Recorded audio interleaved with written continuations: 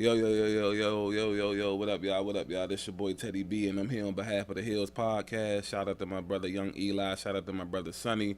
They not here right now, but it's super early in the morning. But I wanted to touch bases on basically running down the results of the AEW Double or Nothing pay-per-view, which debuted yesterday, May 25th, 2019 in Las Vegas. And so I'm going to just get right into it. I'm not going to be super detailed or nothing like that. I'm going to start off with the casino battle royale. The winner gets a number one contenders match against the future AEW World Champion, which will either be Kenny Omega or Chris Jericho, the main event of this show.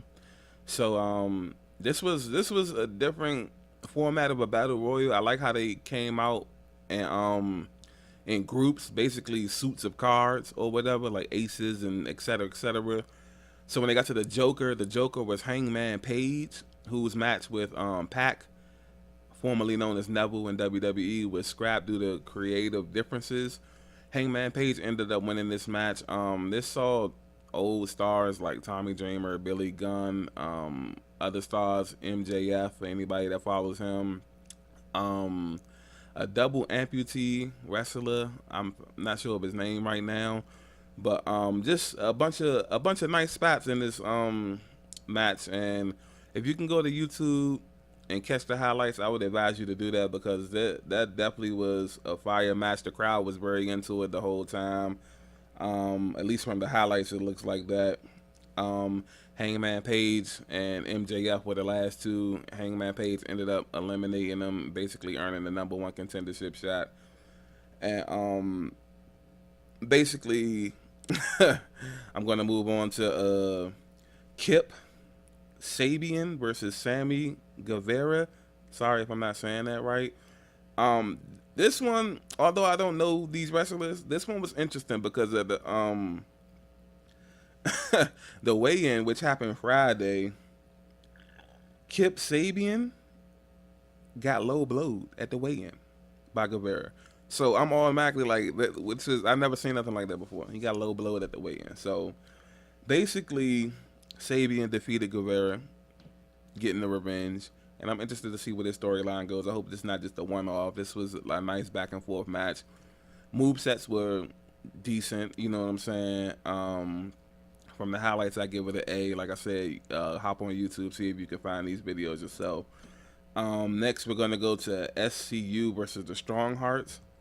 The Strong Hearts, a Japanese trio. I've seen a video or two of them. I haven't seen SCU at all, but they defeated the Strong Hearts, ironically. Basically, as the action kind of got towards the end of the match, you could tell it was getting towards the end of the match. Daniels from SCU delivered a tombstone. I like the tombstone, and nice to see somebody other than the Undertaker or Kane doing it. And Kazarian, if that's how you say his name, hit like a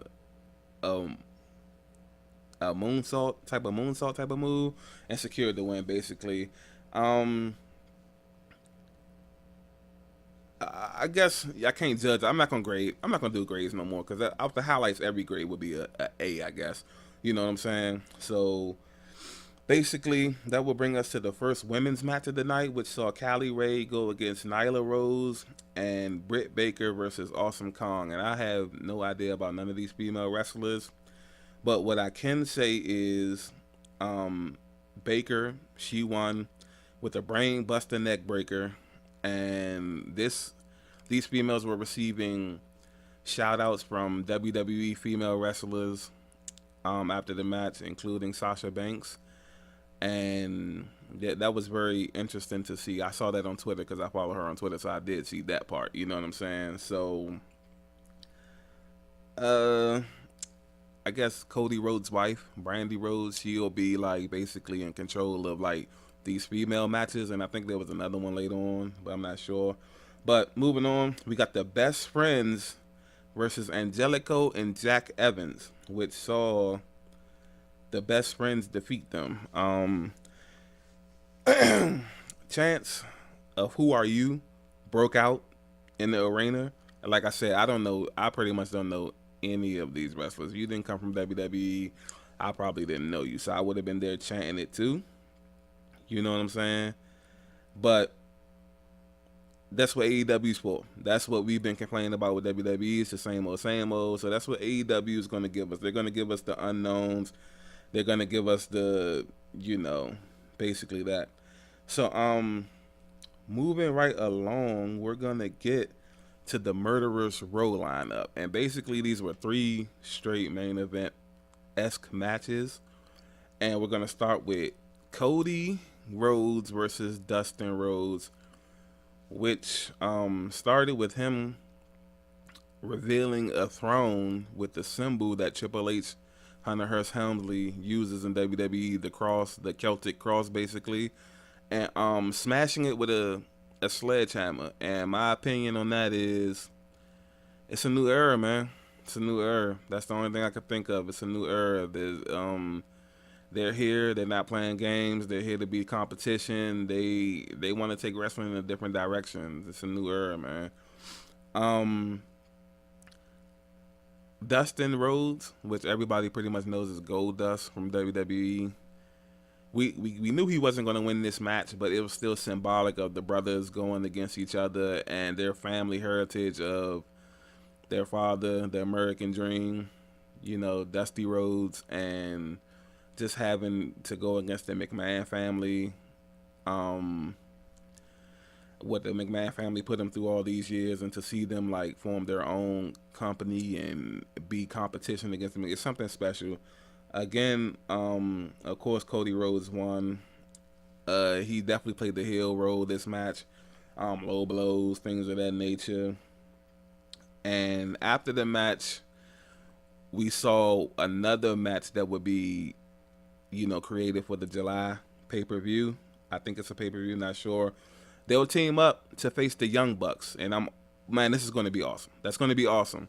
Cody and Dustin Rhodes versus the Young Bucks in July. So that's going to be dope. So keep a lookout for that. Cody busted Dustin Rhodes open. I expect we're going to see a lot of blood in AEW. You know what I'm saying? So next we're going to get to Bret Hart presenting the AEW Championship. And I love the way this belt looks. You know what I'm saying? This belt looks awesome. It looks freaking awesome, man. You know what I'm saying? It's gold. It has AEW thrusted on the center plate.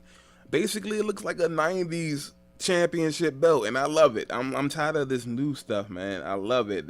Bret Hart, I don't know what kind of relationship he has with WWE, but this not going to make it better, clearly. You know what I'm saying? So next, I'm going to get to the AAA World Tag Team Championship match. The Young Bucks versus the Lucha Bros. You know what I'm saying? The Lucha Bros ended up winning this one, and this one also got, the Lucha Bros got shout-outs from WWE superstars after this match, including Matt Hardy, Jeff Hardy, various other tag teams. And what we're doing, what I can see is WWE's been awfully friendly with AEW. You know what I'm saying? Like, a lot of shout-outs were happening tonight. Like, a lot of pictures were being posted. Hardy Boys posted a picture with the picture they had, I guess, maybe in TNA or something with the tag teams. But yeah, the Young Bucks one, sorry. I look for this to continue, and I just look forward to where all these storylines go. Like I said, the Young Bucks got this W. The highlights were A+. And that's going to take us to the main event, which was Kenny Omega versus Chris Jericho. Number 1 contendership match. These two have put on A+ matches time and time again, so this was, of course, going to be no different. If you can catch the highlights, go catch them. This was awesome to watch. Super duper awesome to watch. Of course, Chris Jericho won with his new finisher, which is called the Judas Effect. I like it. I like the Judas Effect. I love the Code Breaker. I like the Code Breaker. Hopefully he uses that every once in a while still. Of course, he still has the Walls of Jericho. But I like the Judas Effect. It's a nice new twist, you know. It's a new era. It's a new twist. So after the match, we have a debuting Jon Moxley, formerly known as Dean Ambrose of WWE. And this was the shock of the night to me. You know what I'm saying? He attacked Kenny Omega, hit his dirty deeds. I'm not sure if that's what he's calling it in AEW. Then he attacked the referee and then Chris Jericho. So instantly, I hope he's thrusted into the main event picture because Dean deserves so much better. I understand why he left WWE. He was always the odd man out of the Shield. He was always the you know, you could tell it was going to be Roman Reigns or Seth Rollins. You could tell Dean Ambrose really had no place in that, but especially by the way they treated him. And I'm glad he's happy again. Well, hopefully he'll be happy again, and he can be the creative being that he wants to be in Jon Moxley instead of Dean Ambrose. And basically that's a rundown of the results, man. I'm really looking forward to seeing where things go. Once again, y'all can like, subscribe, comment to this video. If you got any other things to say, you can comment that. Like I said, shout out to my brothers, Young Eli, Sonny Black. They not here right now. It's early in the morning, boy. It's about 8:30, 9 o'clock in the morning. But I'm about to get up out of here. It's your boy Teddy B, signing off for the Hills Podcast. Just wanted to touch on the AEW Double or Nothing pay-per-view. All right, y'all.